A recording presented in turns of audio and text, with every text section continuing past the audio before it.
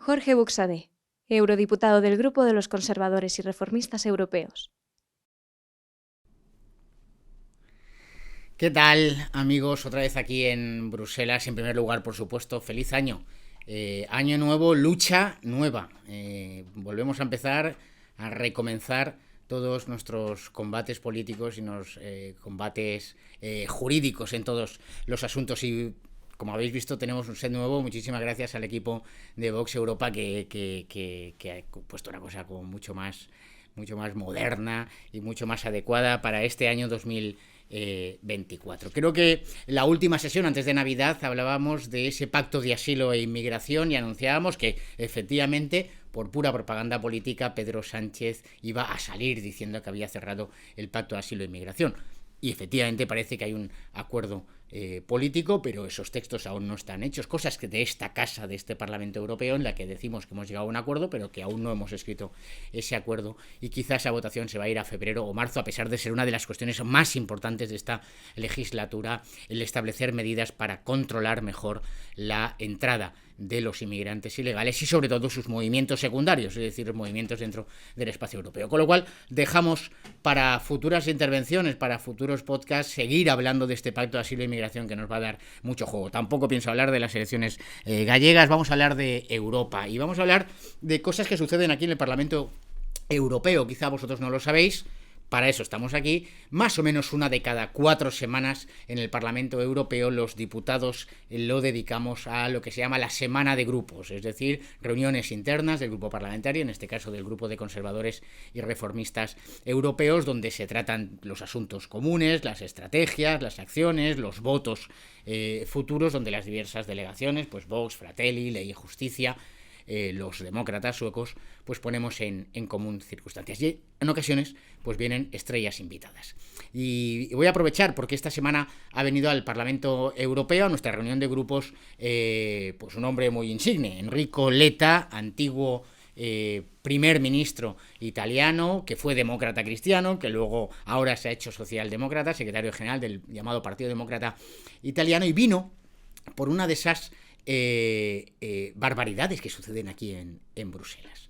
Y es que hace escasamente unos meses Enrico Letta, que es un diputado italiano, pero que preside el Instituto de Lords, una de esas organizaciones federalistas que se dice pro-europeas, pues la Comisión Europea le hizo un encargo a él, por su cara bonita, por el prestigio que pueda tener, y sobre todo porque tiene detrás toda esa organización que es el Instituto de Lords, un encargo para que hiciera un informe sobre la realidad y el futuro del mercado interior en Europa. Y entonces, pues vino ayer y nos explicó cómo ve él y cómo está orientando el futuro del mercado interior. ¿Qué es el mercado interior? Pues el mercado interior es aquello que hizo grande a la vieja Comunidad Económica Europea, es decir, que dentro de los límites de la Comunidad Económica Europea habrá libertad de movimientos, de servicios, de capitales y de personas.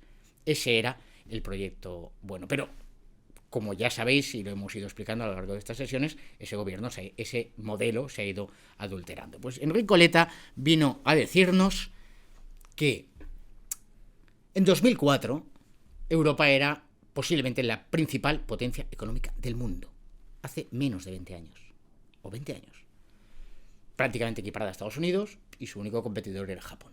Y sin embargo, ahora 20 años más tarde, China nos ha sobrepasado, por supuesto, India está en camino de sobrepasarnos y existen otras potencias económicas en todo el mundo. Por supuesto, los Estados Unidos están infinitamente por encima de la Unión Europea. Y entonces dice él, el problema es que no hemos hecho la transición ecológica y digital. Es decir, fijaos cómo piensan. Lo que realmente ha provocado la destrucción del tejido económico de Europa. Que los españoles sean más pobres ahora que lo que eran hace 20 años. Que los salarios reales hayan bajado en relación a la productividad. Que nuestras empresas se hayan ido a otros estados a producir y a llevarse, por tanto, el empleo y los ingresos vía tributos. A su entender, eso es debido a que no hemos hecho la transición económica, digital y ecológica. Bueno, como buen antiguo demócrata cristiano, y nuevo socialdemócrata, pues se convierte y dice que la única solución es hacer esa transición verde, y lo que más le preocupa es cómo financiamos la transición verde. Enrico Letta ayer nos dijo una cosa que a mí me dejó absolutamente sorprendido, y es que para hacer la transición digital y ecológica necesitamos 750.000 millones de euros cada año. Uno de nuestros colegas holandés le preguntó, oiga, ¿y esto cuándo va a terminar? No hubo respuesta, porque la transición de la Agenda 2030 no tiene fecha final, porque después de la Agenda 2030 vendrá la Agenda 2050. Otra de sus ideas era la necesidad de una concentración empresarial masiva, que cada vez haya menos empresas europeas para hacer grandes oligopolios de grandes empresas. Yo creo que es un error. Y el tercer punto que nos puso encima de la mesa es que no hay alternativa. Esto es lo que hay y no tenéis otra solución. Yo creo que sí que hay una alternativa, hay otra Europa que es posible. Podemos proteger nuestros productos, no solo nuestra producción agraria, nuestra producción ganadera, la producción pesquera.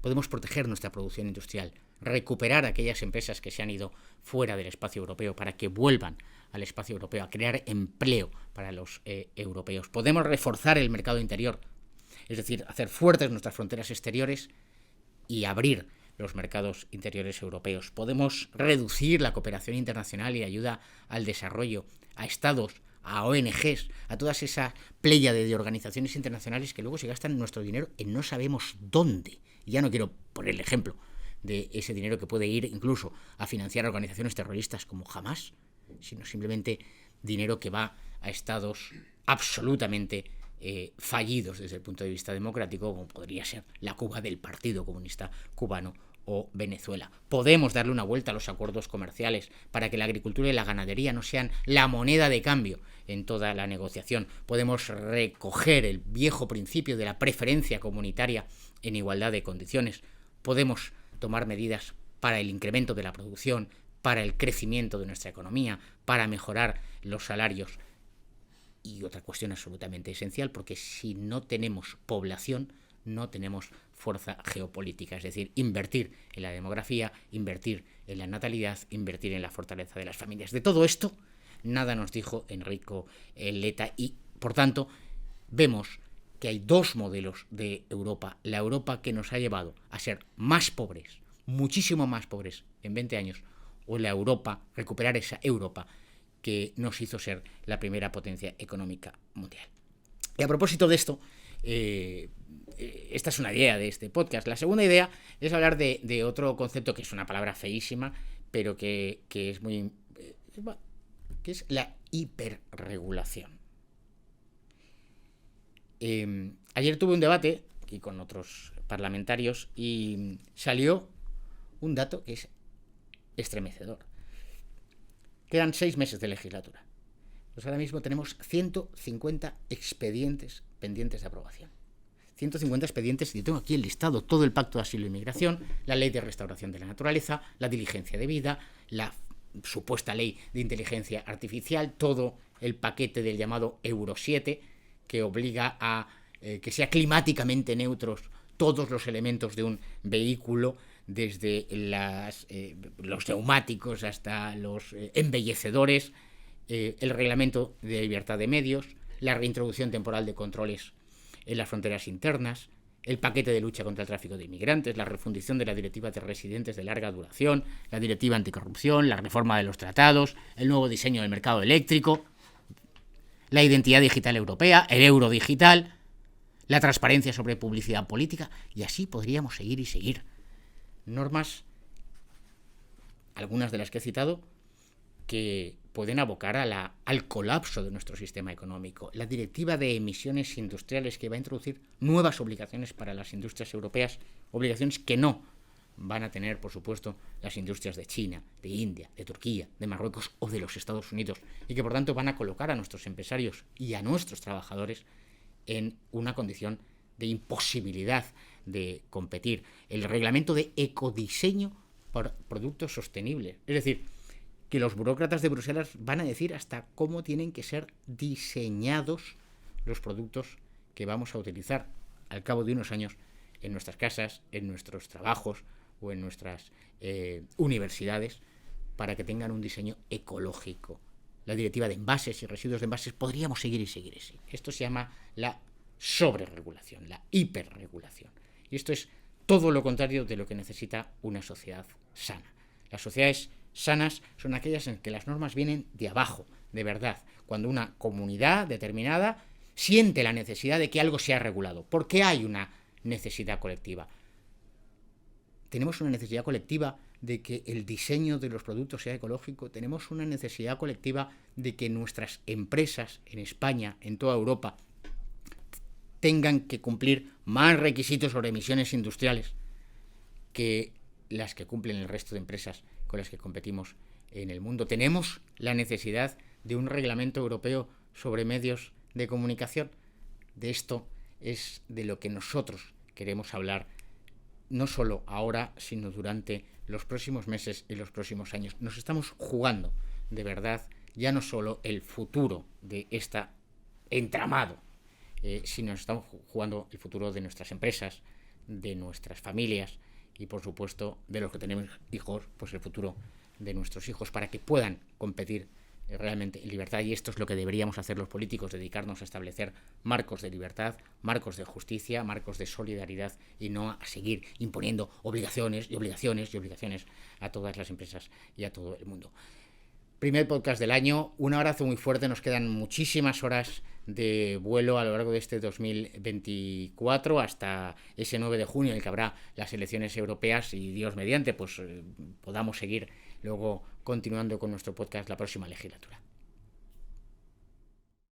Contenido financiado por el Grupo de los Conservadores y Reformistas Europeos del Parlamento Europeo.